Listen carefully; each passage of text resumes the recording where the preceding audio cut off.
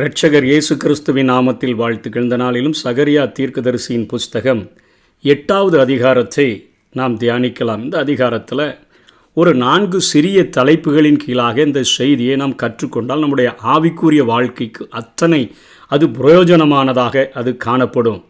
முதல் பகுதி 8 வசனங்களுக்குள்ளாக கர்த்தரின் பார்வைக்கு ஆச்சரியமானது எது, அவருக்கு எது ஆச்சரியமாக இருக்குது அப்படிங்கிற ஒரு கேள்வியை கேட்கிறதை பார்க்கிறோம். 2வது பகுதியில் அஸ்திவாரம் போட்டுட்டு, அதாவது ஆண்டவருடைய பணியை தொடங்கிட்டு அதை அப்படியே அறகுறையாக விட்டு விட்டால் வாழ்க்கையில் என்ன பற்றாக்குறை ஏற்படும் என்கிற காரியத்தை 9-10 வசனங்களிலும், கர்த்தரின் அந்த சாபங்கள் ஆசீர்வாதமாக மாறும்பொழுது நம்முடைய வாழ்க்கை எப்படி ஆசீர்வதிக்கப்படும் என்கிற காரியத்தையும், நம்ம என்ன அந்த சமுதாயத்துக்கு செய்ய வேண்டும் என்கிற ஒரு கட்டளையையும் இந்த அதிகாரத்தில் நாம் பார்க்க முடியும். முதல் பகுதியில் கர்த்தரின் பார்வைக்கு ஆச்சரியமானது எது. இங்கே ஆண்டவர் ஆலயம் கட்டி முடித்த பின்பாக 7ஆம் அதிகாரம் 8ஆம் அதிகாரத்தை ஜனங்களோடு கூட அவர் பேசுகிறதாக சகரியா எழுதியிருக்கிறார். சீயோனுக்காக நான் வைராக்கியம், மகா உக்கிரமான வைராக்கியம் என்பது கட்டுமையான வைராக்கியம் கொண்டேன் என்று சேனைகளின் கர்த்தர் சொல்லுகிறார். நான் சீயோனிடத்தில் திரும்பி எருசலேமின் நடுவில் வாசம் பண்ணுவேன். எருசலேம் சத்திய நகரம் என்றும் சேனைகளுடைய கர்த்தரின் பர்வதம் என்றும் அழைக்கப்படும் என்று கர்த்தர் சொல்லுகிறார். சத்திய நகரம் இது உண்மையான ஒரு நகரமாக, ஒரு பரிசுத்த நகரமாக, கர்த்தரினுடைய வாசம் பண்ணுகிற பர்வதமாக நான் இதை மாற்றும்படியாக வைராக்கியம், உக்கிரமான வைராக்கியம் கொண்டேன் என்று ஆண்டவர் பேசுகிறதை பார்க்கிறோம். இந்த ஆசீர்வாதங்களை ஆண்டவர் சொல்லுகிறதற்கு முன்பாக வெறும் 50,000 பேர் தான் முதல் சிறையிருப்பில் விடுதலை பெற்று இங்கே வந்து ஆலயத்தை கட்டி முடித்து இருக்கிறார்கள். தெருக்களெல்லாம் வெறிச்சோடி கிடக்குது. அப்படிப்பட்ட சூழ்நிலையில் 4ஆம் வசனத்தில் ஆண்டவர் சொல்கிறாரு, கோலை பிடித்து நடக்கிற கிழவரும் கிழவிகளும் குடியிருப்பார்கள் என்று சொல்லுகிறார். அதே போல் தெருக்களின் வீதிகளில் விளையாடுகிற ஆண் பிள்ளைகள் பெண் பிள்ளைகளால் அந்த தெருக்கள் நிறைந்திருக்கும் என்று பேசுகிறார். அதை ஜனங்களின் பார்வைக்கு ஒருவேளை இப்படிப்பட்ட ஆசீர்வாதங்களை சொல்லும் பொழுது மண்மேடாக கிடக்குதே, ஆட்கள் அங்கொன்று இங்கொன்று தானே வாசம் பண்ணுகிறார்கள், ஒரு சில வீடுகளில் தானே குடியிருப்புகள் நடந்திருக்கிறது, இங்கே ஆண்டவர் கிழவன் கிழவி பிள்ளைகள் எல்லாம் தெருக்களில் நிறைந்திருப்பார் என்று சொல்லுகிறாரே, இது எப்படி நடக்கும் அப்படின்னு சொல்லி உங்கள் கண்களுக்கு வேணாம் இது ஆச்சரியமாக இருக்கும், அதான் என்னுடைய பார்வைக்கு இது ஆச்சரியமாக இருக்குமோ என்று ஆண்டவர் கேட்கிறதை பார்க்கிறோம்.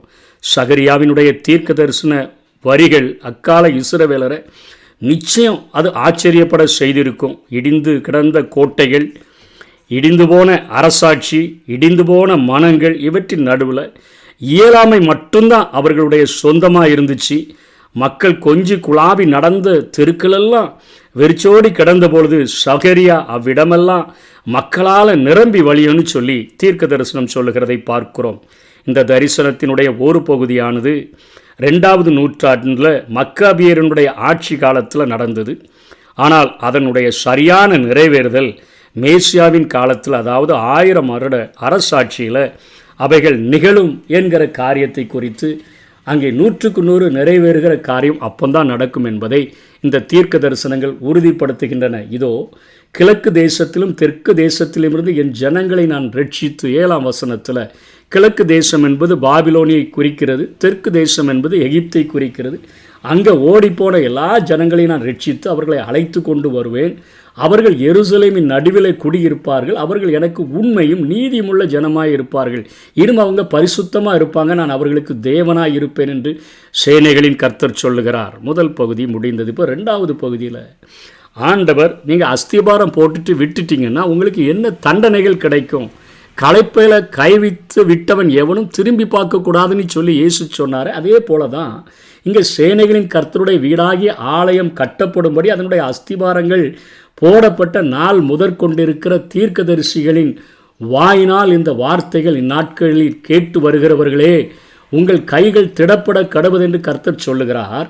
இந்நாட்களுக்கு முன்னே, அதாவது நான் இப்போ ஆசீர்வாதத்தை சொல்கிறேனே, இந்த நாட்களுக்கு முன்னே மனுஷருடைய வேலையினால், மனுஷங்க கஷ்டப்பட்டு உழைச்சாங்க, அவங்க சம்பாதிச்ச சம்பாத்தியெல்லாம் பொத்தலான பைகளில் போட்டது போல தான் அவர்களுக்கு இருந்ததென்று ஆகாய் மூலமாய் பேசினார். அதை இங்கே நினைவுபடுத்துகிறார்.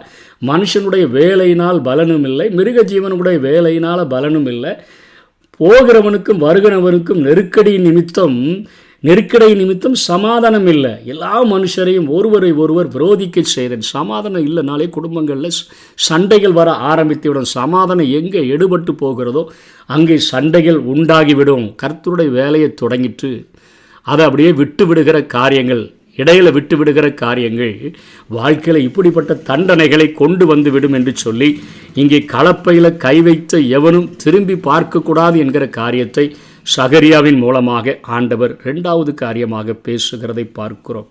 3வதாக ஆண்டவர் சாபங்களை ஆசீர்வாதமாக மாற்றும் பொழுது என்ன நடக்கும் என்கிற காரியங்கள் 10ஆம் வசனத்திலிருந்து 11ஆம் வசனத்திலிருந்து நாம் பார்க்கிறோம்.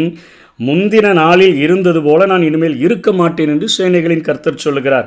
விதைப்பு, அதாவது நாம் செய்கிற விவசாய தொழிலானது சமாதானம் உள்ளதாக இருக்கும். திராட்சை செடி தன் பலனை தரும், பழத்தை கனியை தரும், பூமி தன் பலனை தரும், வானம் தன் பனியை தரும். இந்த ஜனத்தில் மீதியானவர்கள் இதை எல்லாம் சுதந்திரிக்க கட்டளையிடுவேன் என்று ஆண்டவர் சொல்லுகிறார். நீங்கள் பயிரிடுகிற எல்லா காரியங்களிலேயும் நான் ஆசீர்வாதத்தை தருவேன். வானமும் பூமியும் உங்கள் கையின் பிரயாசங்களை பெருக்குகிறதற்கு உங்களுக்கு உதவி செய்யும். ஒருவேளை நம்ம ஆண்டவருக்கு பிரியமில்லாதவர்களாக நம்ம இருந்தோன்னு சொன்னால் வானம் நமக்கு வெண்கலமாகவும் பூமி நமக்கு இரும்பாகவும் மாறிடும். ஆனால் ஆண்டவருடைய கட்டளைகளுக்கு கீழ்ப்படிந்து நம்ம சாபங்கள் ஆசீர்வாதமாய் மாறும் பொழுது பூமி தன்னுடைய பலனை கொடுக்கக்கூடியதாக இரும்புத்தன்மை மாறிவிடுகிறது. வானம் தன் பணியை தரக்கூடியதாக அந்த வெண்கலத்தன்மையானது அது மாறிவிடக்கூடியதாக இருக்கிறதை நாம் பார்க்கிறோம். அதைத்தான் ஆண்டவர் இங்கே நினைவுபடுத்துகிறார். 13ஆம் வசனத்தில், யூதா வம்சத்தாரே, இஸ்ரவேல் வம்சத்தாரே, நீங்கள் புறஜாதிகளுக்குள்ளே சாபமாக இருந்தது போலவே ஆசீர்வாதமாக இருக்கும்படிக்கு நான் உங்களை ரட்சிப்பேன். பயப்படாதீங்கள், உங்கள் கைகள் திடப்பட கடவுது. உங்கள் பிதாக்கள் கோபம் மூட்டின போது உங்களை தண்டிக்க நினைத்து மனமாறாமல் இருந்தது போல 70 வருஷம் உங்களை சிறையிருப்புக்குள்ளே தள்ளிடணும்னு சொல்லி நான் மனமாறாமல் உறுதியாக இருந்து தள்ளுனேன். அதே போல் நாட்களில் எருசலேமுக்கும் யூதாவுக்கும் நன்மை செய்யும்படி திரும்ப நினைத்தேன். நான் இப்போ திரும்பி வந்து உங்களுக்கு உதவி செய்யும்படியாக வந்திருக்கிறேன். நீங்கள் பயப்படாதுங்கன்னு சொல்லி ஆண்டவர் பேசுகிறதை பார்க்கிறோம். அதனைத் தொடர்ந்து 20ஆம் வசனத்தில் ஆண்டவர் பேசுகிறார், இன்னும் ஜனங்களும் அநேகம் பட்டணங்களின் குடிகளும் வருவார்கள். வெளியே இருக்கக்கூடிய சிதறி இருக்கிற எல்லாரையும் நான் இங்கே கொண்டு வந்து சேர்ப்பேன். ஒரு பட்டணத்தின் குடிகள் மறுபட்டணத்தின் குடிகளிடத்தில் போய் நாம் கர்த்தருடைய சமூகத்தில் விண்ணப்பம் பண்ணவும் சேனைகளின் கர்த்தரை தேடவும் தீவிரித்து போவோம், வாருங்கள் நாங்களும் போவோம் என்று சொல்லுவார்கள். அங்கே இருந்து புறஜாதி ஜனங்கள் எல்லாரும் எருசலேமை நோக்கி வருவார்கள் என்கிற 1000 வருட அரசாட்சியை இங்கே ஆண்டவர் முழுமையான நிறைவேறுதலாக பேசுகிறார்.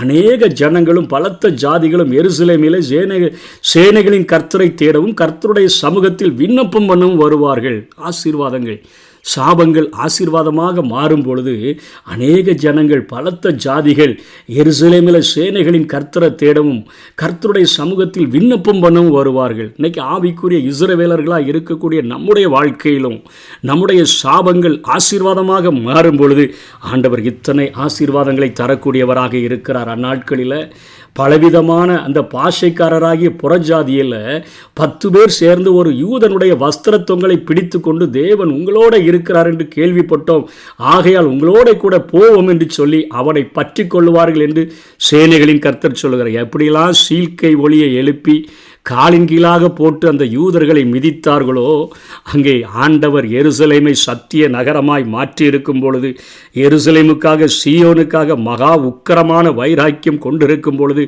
ஒரு மனிதனோடு கூட ஆண்டவர் இருந்தார் என்று சொன்னால் 10 பேர் அவனுடைய வஸ்திர தொங்கலை பிடிச்சு தொங்கிட்டு சொல்கிறாங்க, நாங்கள் உங்கள் கூட ஆண்டவர் இருக்கிறார்னு கேள்விப்பட்டோம், உங்களோடு கூட நாங்கள் வருகிறோம் என்று சொல்லுகிற ஒரு மிகப்பெரிய ஆசீர்வாதத்தை தேவ பிரசன்னத்தினால் நிறைந்த ஒவ்வொருவருக்கும் அன்றைக்கும் இன்றைக்கும் தருகிறதற்கு ஆண்டவர் உண்மை உள்ளவராக அவர் இருக்கிறதை குறித்து நாம் பார்க்கிறோம். 16ஆம் வசனத்தில் ஒரு சின்ன கட்டளையும் கொடுக்கிறார். சமுதாயத்தில் கிறிஸ்தவன் எப்படி வாழணும், அந்த யூதர்கள் எப்படி வாழணும்னு அவர்களுக்கு சொல்லப்பட்ட காரியங்கள் இங்கு நமக்கு நினைப்பூட்டப்படுகின்றன. பிறனோட உண்மையை பேசுங்கள், உங்கள் வாசல்களில் சத்தியத்துக்கும் சமாதானத்துக்கும் ஏற்க நியாயம் தீருங்கள், ஒருவனும் பிறனுக்கு விரோதமாய் தன் இருதயத்தில் தீங்கு நினையாமலும், அதாவது மனுஷனுக்கு விரோதமாக மனுஷன் செய்கிற பாவங்கள், அந்த தலைக்கு மேலே ஒரு சுருளில் ஒரு பக்கம் எழுதி இருக்கிறது எல்லாமே மனுஷனுக்கு விரோதமாய் மனுஷன் செய்கிற அந்த பாவங்களுக்கான சாபங்களை குறித்து எழுதியிருந்ததை அதை நீங்கள் செய்யக்கூடாது. பொய்யானையின் மேலே பிரியப்படாமலும் தேவனுக்கு விரோதமாக நீங்கள் பாவம் செஞ்சீங்கன்னா அந்த பறக்கிற சுருளினுடைய இன்னொரு பக்கத்தில் என்னென்ன தண்டனைலாம் வரும்னு எழுதியிருந்ததோ அந்த கர்த்தருக்கு விரோதமான பாவத்தை நீங்கள் செய்யாமலும் நீங்கள் இருங்க, நான் இவைகளை வெறுக்கிற காரியங்கள் என்று இங்கே ஆண்டவர் பேசுகிறதை பார்க்கிறோம். அதனைத் தொடர்ந்து ஆண்டவர் சொல்லுகிறார், உங்கள் வாழ்க்கையில் உங்களுடைய ஒவ்வொரு வருஷத்துலேயும் 4 உபவாச நாட்களை நீங்கள் நியமித்தீர்கள். அவங்க ஒரு உபவாச நாளைத்தான் அந்த 7ஆம் அதிகாரத்தில் சொன்னாங்க. 5ஆம் மாதத்தில் நாங்கள் உபவாசிக்கிறோமே, அதை நாங்கள் ஆலயம் கட்டி முடிச்சாச்சே, இனிமேல் நாங்கள் உபவாசிக்க வேண்டுமோ என்று கேட்டார்கள். அவர்கள் மறந்து போன மீதி 3 உபவாசங்களையும் சேர்த்து ஆண்டவர் பேசுகிறதை பார்க்கிறோம். 10ஆம் மாத உபவாசம் என்பது யோயாக்கீம் ஆட்சி காலத்தில் அவனுடைய 9வது வருஷத்தில் அங்கே 2 ராஜாக்கள் 25:1 எருசலேம் முற்றுகைக்காக அவர்கள் உபவாசம் பண்ணி ஜெபம், அதற்காக அவர்கள் முதல் உபவாசத்தை அவர்கள் செய்கிறார்கள். யோயாக்கீம் ஆட்சி காலத்திலிருந்து சிதேக்கியாவின் 11ஆம் வருஷம் வரையிலும் இந்த முற்றுகையானது நீடித்து கொண்டிருந்தது. ஆகவே இதற்காக அவர்கள் கதறுகிறார்கள். இதற்காக 10ஆம் மாதத்தில் அவர்கள் உபவாசம் இருக்கிறார்கள். அடுத்தபடியாக 4ஆம் மாதம் எருசலேமில் நுழைந்ததற்கான உபவாசம். அங்கே திறப்பு கண்டு எருசலேமுக்குள்ளாக அங்கே பாபிலோனிய படைகள் உள்ளே நுழைந்து வந்து விட்டது. 2 ராஜாக்கள் 25:3 நுழைந்ததற்காக ஐயோ எங்களுக்குள்ளாக எதிரியினுடைய படைகள் நுழைந்து விட்டதே என்கிறதற்கான ஒரு உபவாசத்தையும், 5ஆவது மாத உபவாசம் கடந்த அதிகாரத்திலே பார்த்தோம்.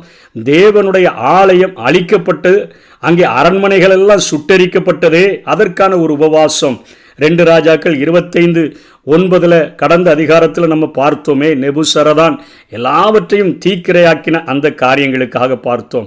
7ஆம் மாத உபவாசமும் கடந்த அதிகாரத்திலே கற்றுக்கொண்டோம். கெதலியாவினுடைய படுகொலைக்காக அவர்கள் உபவாசித்த காரியங்கள் 2 ராஜாக்கள் 25:25.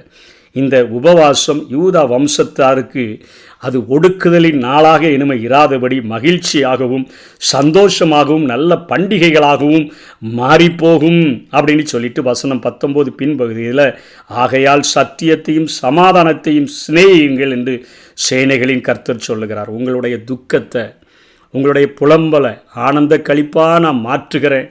உங்களுக்கு சாம்பலுக்கு பதிலாக நான் சிங்காரத்தை உங்கள் வாழ்க்கையில் நான் தருகிறேன்.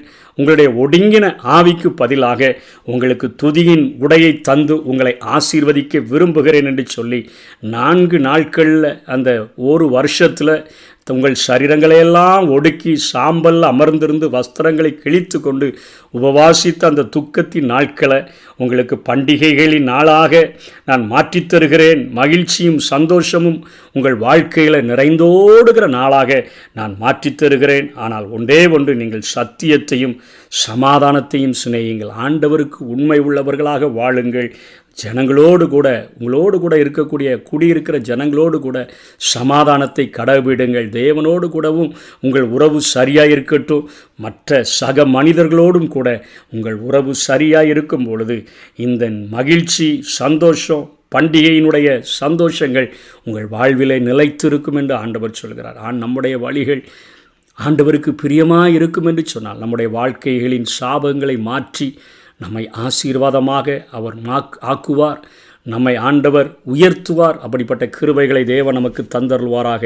ஆமென். கல்வாரி சிலுவையினா என் சாபங்கள் உடைந்ததையா, கல்வாரி சிலுவையினா என் சாபங்கள் உடைந்ததையா, ஆபிரகாமின் ஆசீர்வாதங்கள் அடிமைக்கு கிடைத்ததையா, ஆபிரகாமின் ஆசீர்வாதங்கள் இந்த அடிமைக்கு கிடைத்ததையா.